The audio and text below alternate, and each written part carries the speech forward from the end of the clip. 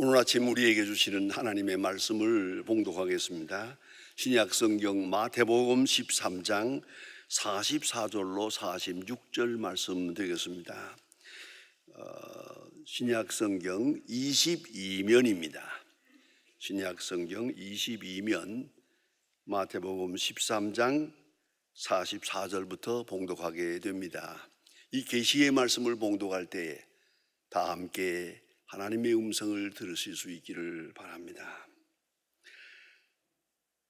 천국은 마치 밭에 감추인 보화와 같으니 사람의 일을 발견한 후 숨겨두고 기뻐하며 돌아가 자기의 소유를 다 팔아 그 밭을 사느니라.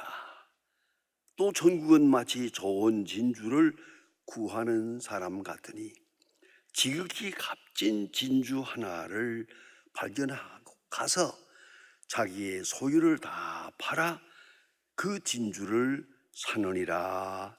아멘. 제가 소망교회에서 목회할 때에 있었던 생생한 경험이고 사건입니다. 제가 결혼 주례를 한 젊은 부부가 있었는데 그 아이를 둘을 낳았어요. 하나는 유치원에 다니고 하나는 초등학교 다니는데 남매를 둔 아주 아름다운 신앙적인 가정이었습니다. 근데 이 두 사람이 이렇게 신앙적으로 아름답게 살아가고 있지만은 생활은 넉넉지 못했습니다. 그리고 행복한 부부였습니다. 그러나 신앙적인 자세에서 뭔가 좀 봉사하고 싶다, 뭔가 좀 섬기며 살아가야 할 거 아니겠는가 생각을 한 나머지 토요일 날이 되면은 맛있는 도시락을 싸가지고 그리고 독거노인을 방문했습니다. 토요일마다 독거노인을 방문해서 혼자 사는 외로운 할아버지 할머니들을 방문해 가지고 아주 반갑게 맞고 그 노인들과 같이 준비해 가지고 간 도시락을 같이 먹으면서 이렇게 하루를 지내고 돌아오곤 했는데 어떤 날 그 아이들도 따라가겠다고, 아버지 어머니 가는 데를 따라가겠다고 그래서 따라갔어요. 가서 할아버지하고 혼자 계시는 할아버지하고 도시락을 맛있게 먹고 이렇게 돌아왔는데, 돌아온 다음에 얘가 하는 말이 할아버지 방이 너무 어두워. 그 바람벽이 좀 더럽고 캄캄해서 아주 그게 좀 마음에 걸린다고. 그래, 그러면 우리가 도배해드릴까? 그러잖아. 해서 시장에 가서 도배지를 사고 또 풀을 쏘아가지고 다음 토요일 날은 도시락을 가지고 도배지를 가지고 그 집 가서 아주 온 집안 식구가 들러붙어서 온 방을 도배를 했습니다. 바람벽도 더러워진 걸 뜯어내고 천장도 다 이렇게 깨끗하게 도배를 했습니다. 환해졌습니다. 애들이 아주 기분을 좋아하는 거예요. 이렇게 깨끗하게 만들고 할아버지도 너무 고맙다고 인사를 했습니다. 집에 돌아왔습니다. 밤에 잘 때 애들이 둘이서 잠자리 기도를 하는데 잠자리 기도를 하고 나서 꾸역꾸역 우는 거예요.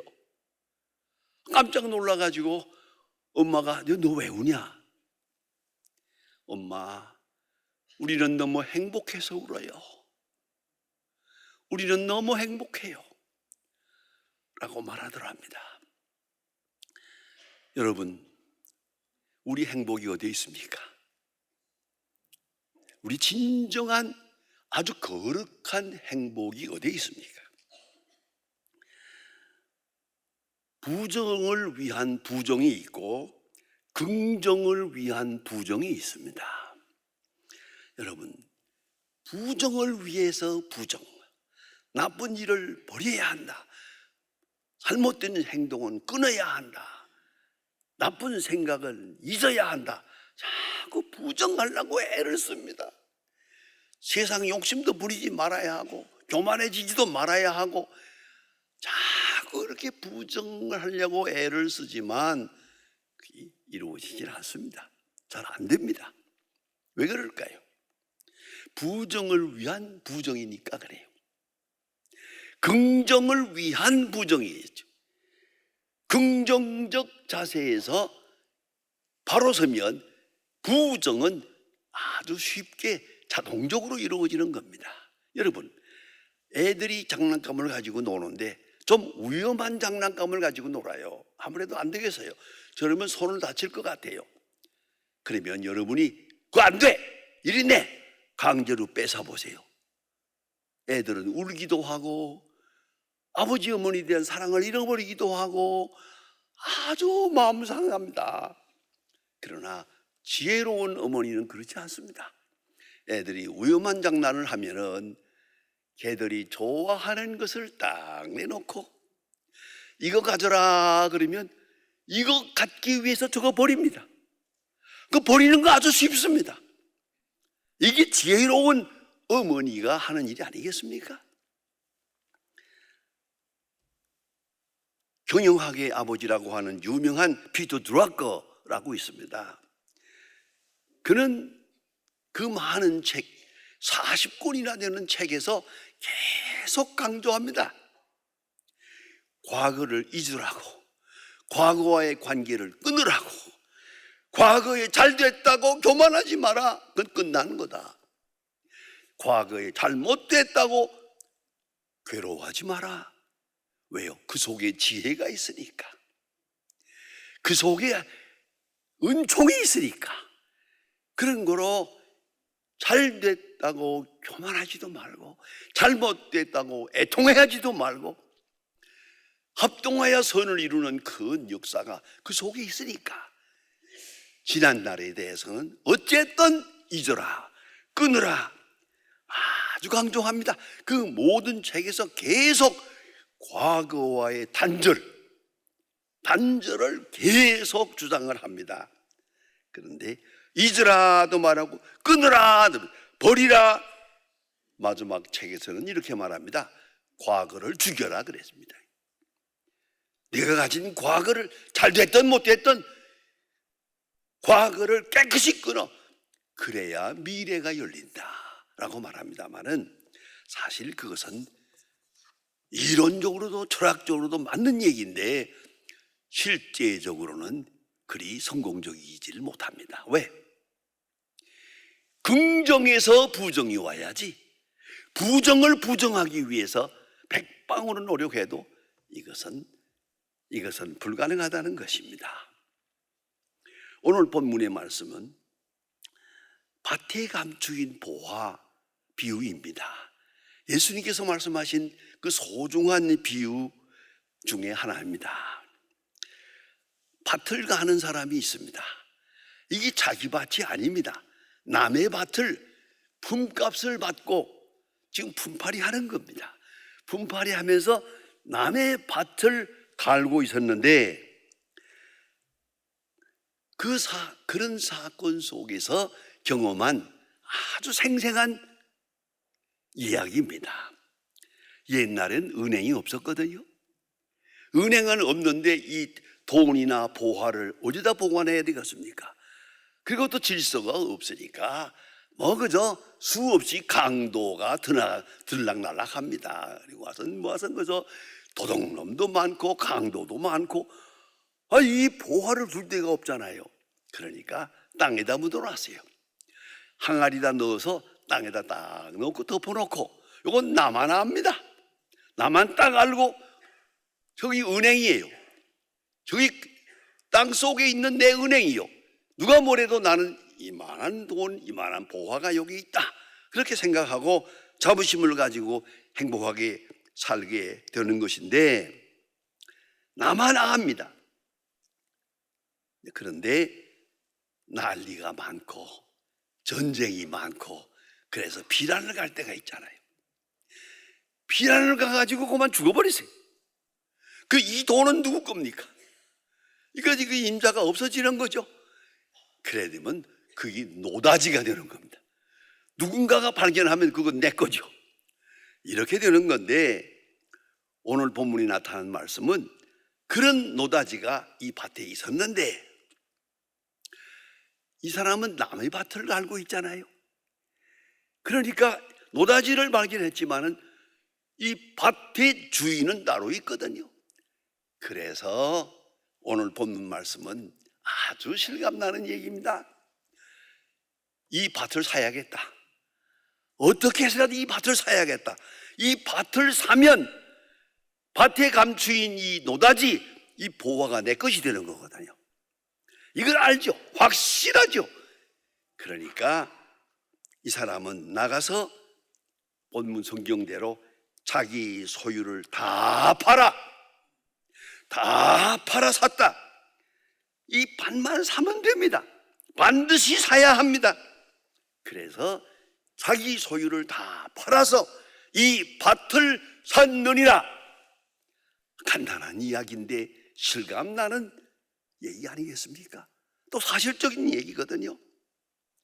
자기 소유를 다 팔아 샀다. 여러분 어찌 생각하십니까?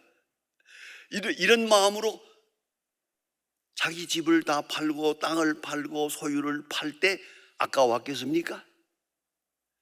다 팔 때 마음속에는 큰 기쁨이 있어요.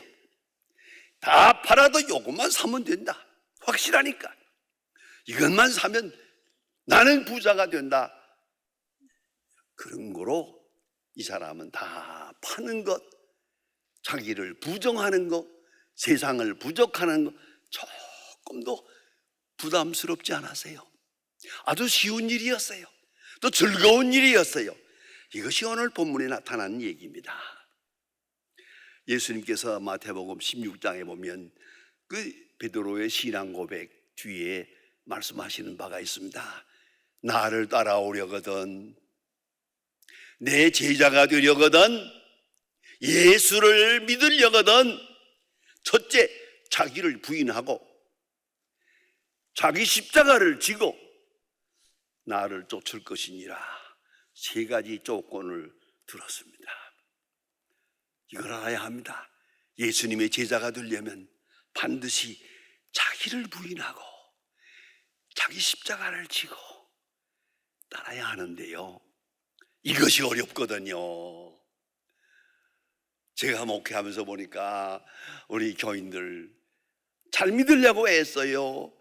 잘 믿어보려고 마음 가졌어요. 출발했어요. 그런데 지난날의 과거가 나를 붙잡아요. 이것을 부인할 수가 없는 거예요. 이것을 부인할 수가 없어요. 그 별것도 아닌 건데 지난날의 과거가 내 미래를 가로막는단 말입니다. 이걸 잊지 말아야 합니다. 옛 생활을 떠나야 새 생활이 오는 것이거든요. 그런데 그것이 어렵고 힘들고 지칩니다. 왜요? 미래적 가치가 확실하지 않기 때문이죠. 과거가 그게 아름다워서가 아니에요. 미래가 보이지 않기 때문이에요. 미래가 확실하면 과거를 버리는 것 아무것도 아니에요. 아니, 현재도 버릴 수가 있어요. 그걸 잊지 말아야 합니다. 우리 예수 믿는 사람들은 예수를 믿고 죄 사함 받고 하나님의 자녀가 되었습니다. 하나님의 자녀, justification, 우리는 모든 죄를 사함 받고 하나님의 자녀가 됐다. 얼마나 굉장한 얘기입니다. 하나님의 자녀가 된다고 하는 그 높은 긍지, 그 자랑, 그것만 확실하면 아무 문제도 없는데요. 안 그렇습니까? 그런데 하나님의 자녀가 되고 영생의 약속을 받고 오늘을 산다. 그 하루하루의 생이 얼마나 소중한 것입니까? 사도 바울은 디모데후서 4장에서 말합니다. 나의 달려갈 길을 다 가고 믿음을 지켰으니 내 앞에 면류관이 있다. 지금 로마 감옥에 있습니다. 며칠 후에 순교할 것 같은 예감을 가지고 있습니다. 그럼에도 불구하고 달려갈 길을 다 가고 믿음을 지켰는데 내 앞에 면류관이 있다. 그 나뿐만 아니라 그리스도의 나타나심을 사모하는 모든 자에게니라. 우리에게 면류관이 있습니다. 앞에 영생이 있습니다. 이것이 확실하다면 오늘 내가 과거를 버리는 거, 현재를 버리고 부정하는 거 아무것도 아니죠. 아무것도 아니죠. 그걸 잊지 말아야 합니다. 그런 거로 사도 바울은 그 면류관을 바라보면서 순교한 거 아닙니까? 많은 하나님의 사람들이 그 생명의 면류관을 환히 바라보기에 웃으며 용서하며 사랑하며 순교하는 것. 이것이 그리스도인의 참 모습입니다. 요한복음 16장 28절에 예수님께서 말씀하십니다. 나는 아버지께로 가노라. 여러분, 예수님은 이거 십자가를 집니다. 이제 법정에 가서 고난을 당하고 비난 매를 맞고 가시관을 쓰고 그 어려운 고난이 앞에 있습니다만은 딱 한눈으로 제해버리고 나는 아버지께로 가노라. 아버지께로 가기 위한 이것이 프로세스, 하나의 과정이란 말입니다. 이거 마다할 거 아닙니다. 예수님 더욱 귀한 말씀을 하십니다. 제가 사랑하는 요절입니다. 아버지께서 내게 주신 잔을 내가 마시지 않겠느냐. 내가 지금 어떤 일을 당한다 하더라도 사랑하는 아버지가 사랑하는 아들에게 주는 십자가요, 고난이라면 왜 마다하겠습니까? 영생의 약속이 분명하고 면류관이 확실하고 영원한 축복이, 소위 궁극적 관심이 확실하다면 현재의 일을 버리는 것, 부정하는 것 아무 일도 아닙니다. 그러나 오늘 성경 말씀 두고두고 생각해 보세요. 다 팔아 샀느니라. 다 팔아 샀느니라. 얼마나 아름다운 얘기입니까? 얼마나 행복한 일입니까? 제가 1958년에 신학대학을 졸업하고 신당동 중앙교회에 가서 전도사 일을 보았습니다. 전도사 일을 처음 시작할 때, 남자 전도사로 시작할 때, 그때 여자 전도사 김지호 전도사님, 아주 고참이고 평양신학을 나오신 분이고 그런 분인데 나이가 많으세요. 그분하고 같이 제가 신방을 합니다. 그때는 신방 목회할 때 아닙니까? 그래서 일주일 내내 신방할 때입니다. 그래서 신방하면서 경험한 게 많고 배운 게 많습니다. 근데 어느 가정을 신방을 갔는데 나는 그렇게 더러운 집을 처음 보았습니다. 아니, 창문이, 옷장문이 깨졌고 바람병에는 애들이 낙서를 해가지고 아주 만국지돌거려 놓았고 방바닥에서는 흙이 나와요. 그 정도로 그 조그마한 새방인데 그냥 멍망이에요. 애가 셋인데 이 모양을 하고 사는 거. 내가 너무 기가 막혀서 그 여집사님 보고, 집사님, 아니 저거 바람벽이라도 하다못해 신문지라도 바르지 저기 뭡니까? 방바닥에서 흙이 나와. 이거 옷장문이 깨졌는데 저거 좀 제가 한마디 했어요. 했더니 아니 뭐라고 할 줄 알았는데 천만의 말씀, 생글 웃으면서 괜찮아요. 왜 괜찮아요? 그러니까 얘 아버지가 의사인데요, 지금 공부하러 가서 2년 동안 인턴 가는데 공부 마치고 이제 내일 돌아온답니다. 그래서 내가 그동안에 애들 데리고 얼마나 고생했는지를 좀 보여주려고 나 이거 수리 안 합니다 이러면 여러분, 이 난리를 치고 있는데도 생글생글 웃어요. 왜요? 약속이 있잖아요. 미래가 있잖아요. 결정적 미래가 있잖아요. 이게 예수 믿는 사람이에요. 전당이 있잖아요. 뭘 걱정해요? 무슨 근심이 있습니까? 오늘 성경 말씀이 너무 중요해요. 다 팔아 샀느니라. 다 팔아 샀느니라. 죄송하지만 나이가 드니까 내 얘기도 좀 하려고 합니다. 제가 2번 유학을 갔는데 한 5년 동안 유학 가 있을 때 제가 그 말 많이 들었어요. 왜 가족을 안 데리고 왔느냐고, 왜 애들 고생시키냐고. 아이고, 사모님도 고생하고 애들도 고생할 텐데 다 데리고 와도 되는데 왜 이렇게 합니까? 제가 그때마다 간단하게 대답했어요. 조금만 기다리면 돼. 여러분, 조금만 기다리면 돼. 그런데 내 친구들 가운데서는 유학 갈 때 가족을 다 데리고 가세요. 데리고 갔으니까 애들 시중하고 뭐라고 하느라고 공부 못했어요. 그 다음에 몇 년 지난 후에 만나가지고 통탄을 하더라고요.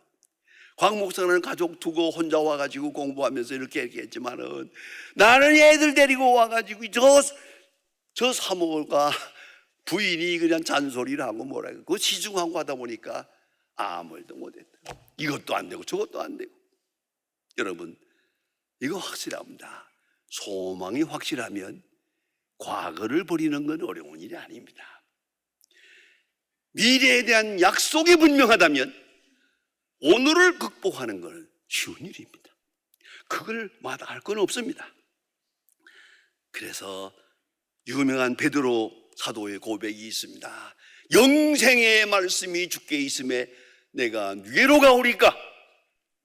여러분, 아무리 예수님이 십자가를 진다고 하고 환난을 당하고 고난을 예고하고 있지만 영생의 말씀이 주께 있음에 내가 누게로 가오리까? 이게 미래지향적 가치관입니다. 영생 주관적 가치관입니다. 이걸 잊지 말아야 합니다. 그리스도인은 미래지향적 가치관에 사는 것입니다. 영생이 보장된 오늘을 살고 있는 겁니다. 그래서 믿음의 조상 아브라함은 많은 고난을 한평생 겪었지만은 낙심하지 않았습니다. 오직 믿음으로 하나님이 주신 약속을 믿고 그 약속을 따라서 한평생을 삽니다. 그것이 그리스도인의 순례적인 생활입니다. 오늘 성경 말씀 두고두고 생각해 보세요. 다 팔아 샀느니라. 이 사람이 포화를 감추어 놓고 저걸 얻기만 하면 된다 하고 집안 것을 다 팔아서 저걸 사야겠다. 그 다 팔아 샀느니라. 얼마나 아름다운 얘기입니까? 얼마나 자유롭고 통쾌한 얘기입니까? 그것이 그리스도인입니다. 그런 거로 그리스도인의 생은 즐거운 것입니다. 자기 부정도 즐거운 것입니다. 세상을 이기는 힘도 여기에 있습니다. 항상 다 팔아 사는 그 행복, 그 소망, 그 믿음으로 오늘을 살아야 하는 것입니다. 기도하십시다. 하나님 아버지, 오늘 아침도 주님의 인도하심을 받고 주의 큰 축복을 누리며 여기에 왔습니다. 이만큼의 믿음을 우리에게 주신 것 감사합니다. 그러나 좀 더 깊은 신앙을 가져서 다 팔아 산 저 농부 같은 마음으로 오늘도 기쁜 마음으로 주를 찬양하며 기쁜 마음으로 자기 부정하며 세상을 이기고 늘 승리하는 하나님의 사람들 되게 하여 주시옵소서. 예수님의 이름으로 기도합니다. 아멘. 이 프로그램은 여러분의 미디어 선교 후원으로 제작되었습니다. 선교는 사명, 후원은 동역. 당신도 복음을 전할 수 있습니다. 선교 후원 02-6333-1003번